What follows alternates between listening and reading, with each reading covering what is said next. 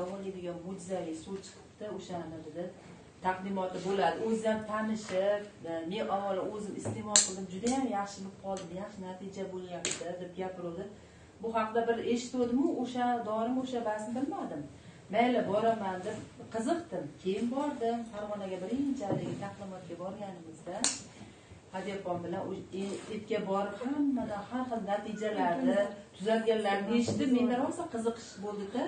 O'sha meni kasallarim ham, boshqa haligi nimalar ham yaxshi bo'layotgan eshitib, o'zimni kasalim ham yaxshi bo'lib ketar ekan degan xulosaga kelib, keyin kirdim xullas, o'zim iste'mol qilishni boshladim. Endi hozirda o'sha paytda kuniga bitta desam yolg'on bo'ladi, ikkitadan ichardim sitramon. Boshimda ko'p og'riq bo'lardi.